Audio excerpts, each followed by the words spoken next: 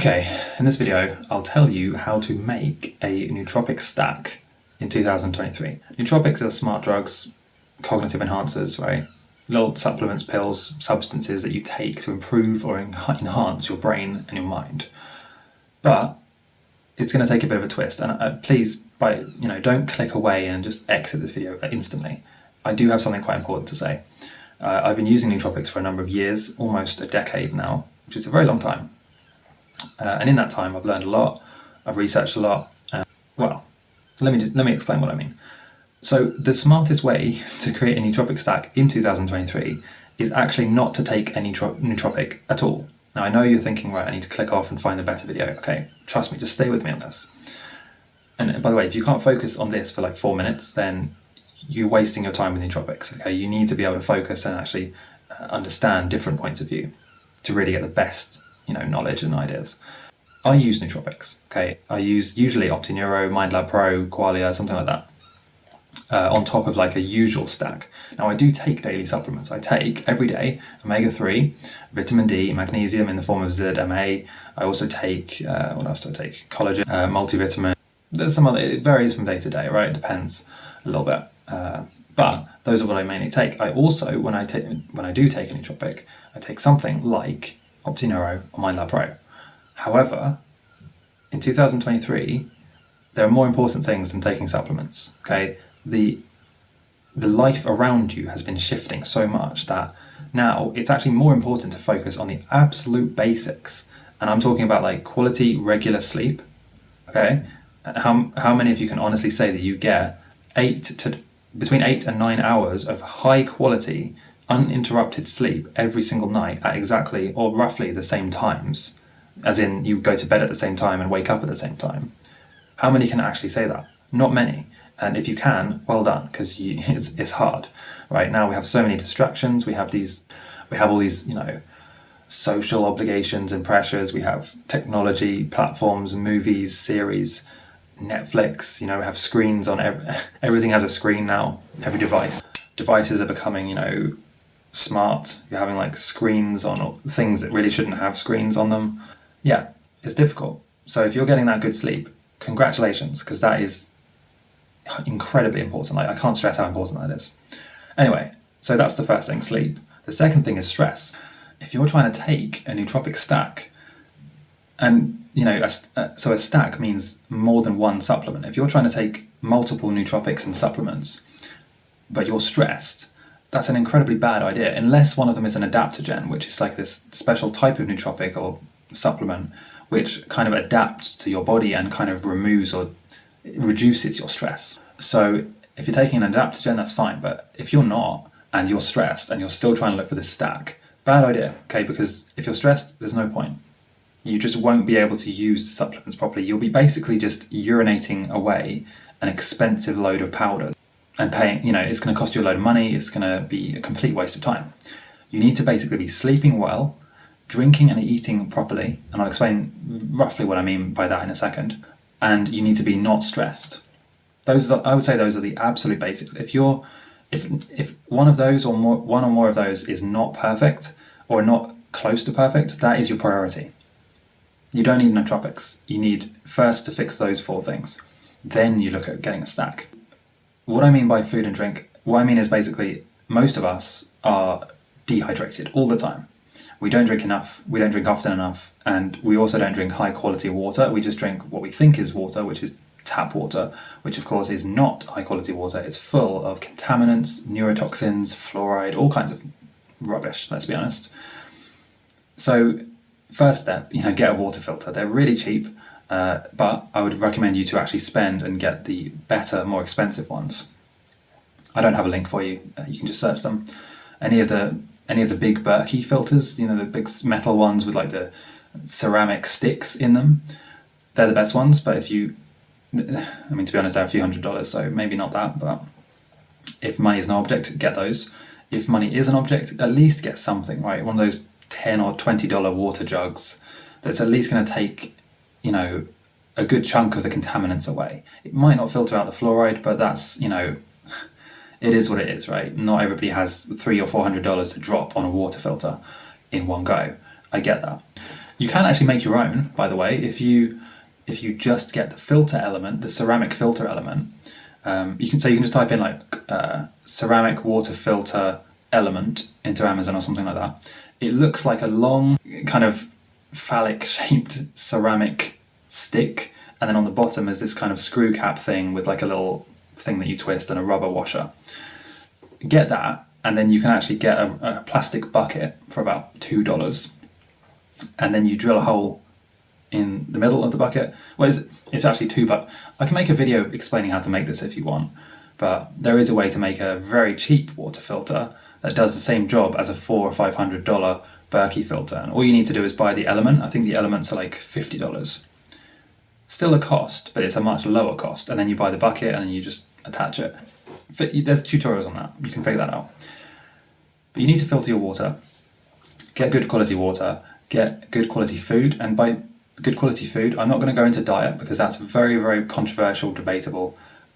Let's be honest, we don't know that much about diet, but there are some things that we do across the board, we do know. Like experts in different fields agree on certain stuff, right? Vegan nutritional experts, carnivore nutritional experts, paleo, keto, all of the experts agree pretty much that we should not be having refined processed sugars and grains. We should not be having, deep fried, dripping with fat stuff, like battered things, stuff covered in oil, which becomes trans fats, excessive caffeine, alcohol, tobacco, salt, sugar. We know that those things are bad, and that's something that kind of every nutritional expert agrees on. And I have a huge spreadsheet about this. It goes into hundreds of different studies. I've had a team, literally, I paid a team literally from my own money to study and go through and summarize all these studies to save you a bunch of money and time. Basically, avoid anything that you don't inherently think is healthy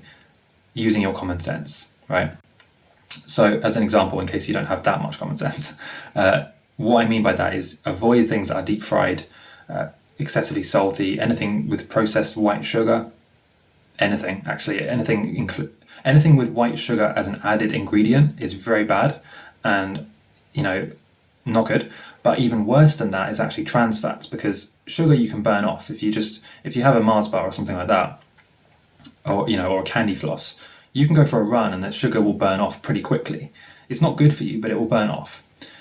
Trans fats don't burn off. They literally become your cells. So if you have, and so a trans fat is when you heat an oil you heat the wrong type of oil to a certain temperature and it becomes this type of, it's quite complicated, but basically a trans fat would be like, let's say if you deep fried something in olive oil or sunflower oil, the oil becomes a trans fat and then that becomes the cells in your body. It really is bad.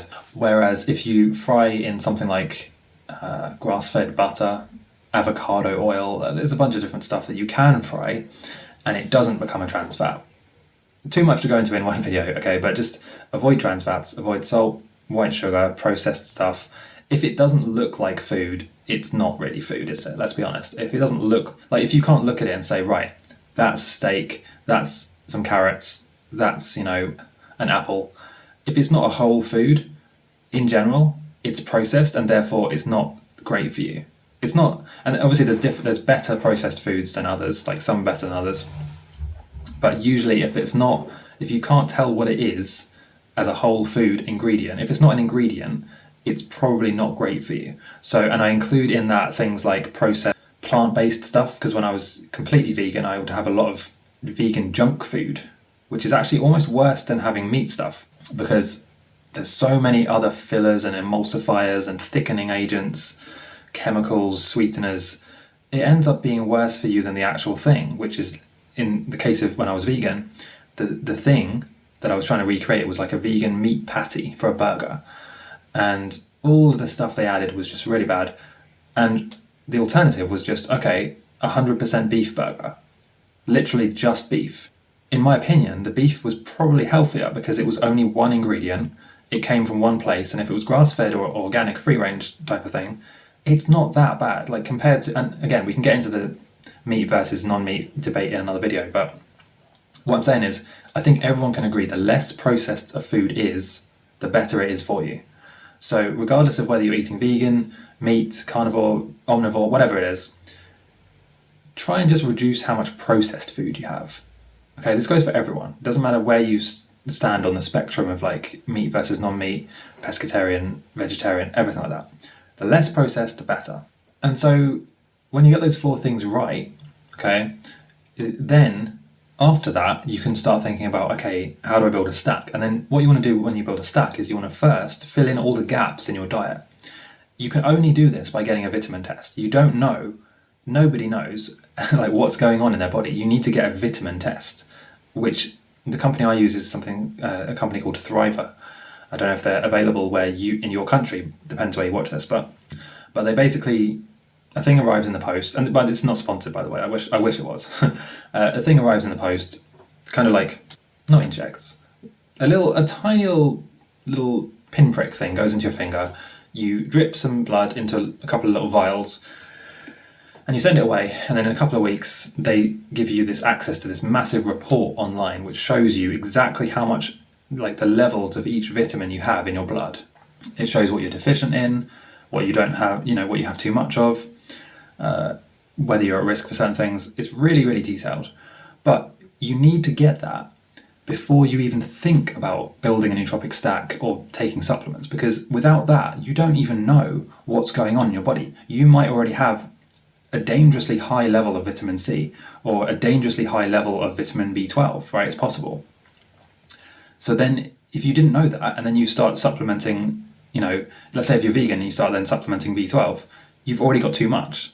And the same with vitamin C. Like for example with me, I actually absorb and retain too much iron, whereas the average person doesn't have enough iron. So without that test, what I was actually doing is I was supplementing iron, thinking, okay, it's important, I need to get more iron, I need to, really get this strong dose, this really strong liquid iron supplement I found. And it wasn't until I took the Thriver test, this is a number of years ago now, that I realised, oh, actually, I have a dangerously high level of iron, and I'm actually adding to that. So you really need to, before you think about nootropic stacks, you need to actually know how much of these things you already have in your body, and get a detailed picture of your body and how it works. You might not need vitamin C, right? But you might need something like magnesium, zinc. Okay, so don't just go off what you read online and say, right, everybody needs magnesium, everybody needs vitamin C, vitamin D, because that's not true. Everybody is very unique and different. And if you start supplementing magnesium, you might already have too much magnesium, or you might, be deficient in something that's really important, and completely be overlooking that because you assume you already have it. A common one is vitamin D. Most of us don't have as much vitamin D as we need, and we think we do, but we don't. And that's a whole other debate, right? That's a whole other topic about the recommended daily allowance of vitamin D and how it's actually way, way lower than it really should be. I think the recommended daily allowance is something like 1,000 or 2,000 IUI or IU, which is nowhere near what it should be, in my opinion. But again, I'm not a medical professional. This is just based on what I've researched and learned. But obviously do your own research. But in my opinion, you should get those 4 things done first, and then when those 4 basics are there, then you get a vitamin test with something like Thriver, somewhere you can see how much of each vitamin is actually in your blood and in your system. And then once you've done that, then you can fill in the gaps in a smart way. Not only will it be better for you, but you'll actually save a whole bunch of money, because there'll probably be things that you don't even need. In fact, you need less of. And then there'll be other things which you do need. This can be the difference between ruining your health with nootropics and enhancing your health with nootropics. And this is, in my opinion, where the horror stories come from. And this is also where you can get your success story, because you need to do it in a smart way. And for some reason, I don't see any of the nootropics experts, or at least I don't see many of them, actually recommending that you do a vitamin test. But without that, you're literally blind. Like, you have no idea what your body needs more of, what you have too much of, what supplements and substances your body can tolerate or not, whether your body binds different things in certain ways. Like, you have no idea. You're flying blind, right, without that vitamin test. Yeah, I recommend Thriver, not sponsored, not an affiliate or anything. Depending on where you live, there'll be different ones. Just get something as detailed as possible. Like, in my opinion, it's worth spending as much money as you possibly can afford, within reason, to get the most detailed picture you possibly can. You only really need to do it once at the beginning, and then maybe like do a top up every couple of years or something, just to double check what you're taking. But at the beginning, you need a very, very detailed picture of what's in your body, what you tolerate, everything like that. So that's it.